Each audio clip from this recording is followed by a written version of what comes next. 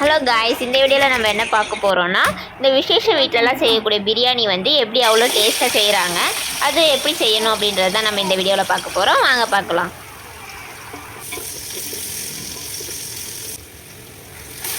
அதுக்கு வந்து பிரியாணி பாத்திரம் நல்லா சூடானதுக்கப்புறம் ஆயில் ஊற்றி அதில் ஃபஸ்ட்டு ஆனியனை போட்டு நல்லா வதக்கி எடுத்துக்கணும். அது கூட 2-3 பச்சை மிளகாயை நடுவில் கீறி விட்டு போட்டு வதக்கிக்கணும். அப்படி வதக்கினதுக்கப்புறம் வீட்டிலையே அரைச்சி வச்ச இஞ்சி பூண்டு விழுதை சேர்த்துக்கணும். கடையில் வாங்கக்கூடாது. வீட்டிலையே அரைச்ச இஞ்சி பூண்டு விழுதை வந்து நல்லா சேர்த்து எல்லாம் மிக்ஸ் ஆகிற அளவுக்கு நல்லா வதக்கி எடுத்துக்கணும். இந்த டைமில் தான் நம்ம வந்து பிரியாணிக்கு தேவையான பொருளான இந்த பட்டை, கிராம்பு, ஏலக்காய் இதெல்லாம் ஆட் பண்ணி நல்லா மிக்ஸ் பண்ணி வச்சுக்கணும்.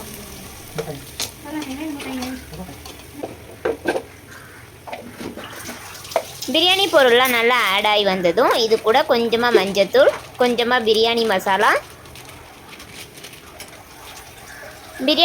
நாங்கள் கடையில் வாங்கினதை ஆட் பண்ணியிருக்கோம். நீங்கள் உங்களுக்கு வேணும்னா நீங்கள் வீட்டிலையே செஞ்சு கூட ஆட் பண்ணிக்கலாம்.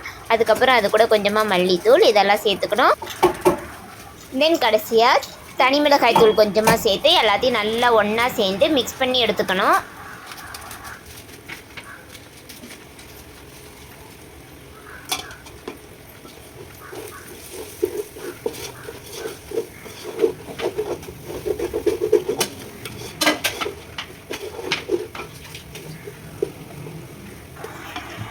மசாலா பொருள்லாம் நல்லா மிக்ஸ் ஆகி வந்ததும் நல்லா கெட்டியான தயிர் ஆட் பண்ணி நல்லா கலந்து எடுத்துக்கணும்.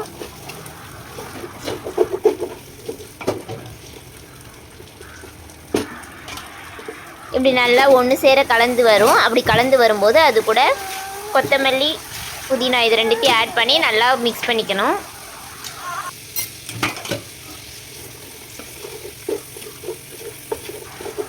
ஸோ நம்ம இப்போ வரைக்கும் இந்த கலவையில் தக்காளியே ஆட் பண்ணலை, பட் இனிமேல் தான் ஆட் பண்ண போகிறோம். இதில் மிக்சர்லாம் நல்லா மிக்ஸ் ஆகி வரும்போது இப்போ நமக்கு வந்து நறுக்கி வச்ச தக்காளியை வந்து இது கூட ஆட் பண்ணி நல்லா கிண்டி எடுத்துக்கணும்.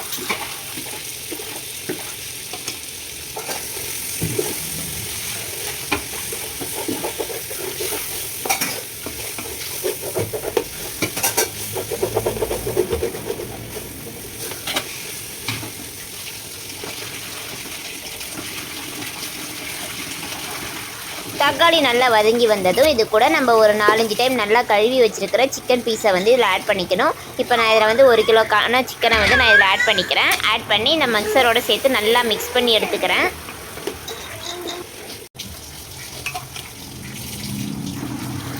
சிக்கனை நல்லா கலவையோடு மிக்ஸ் பண்ணிவிட்டு கொஞ்சம் நேரம் அப்படியே வேக விட்டுடணும். அப்படி வேக விடும்போது சிக்கன்லேருந்து தண்ணி விடும். இந்த டைமில் நம்ம பிரியாணிக்கு தேவையான உப்பு சேர்த்து நல்லா மிக்ஸ் பண்ணி விட்டுக்கணும்.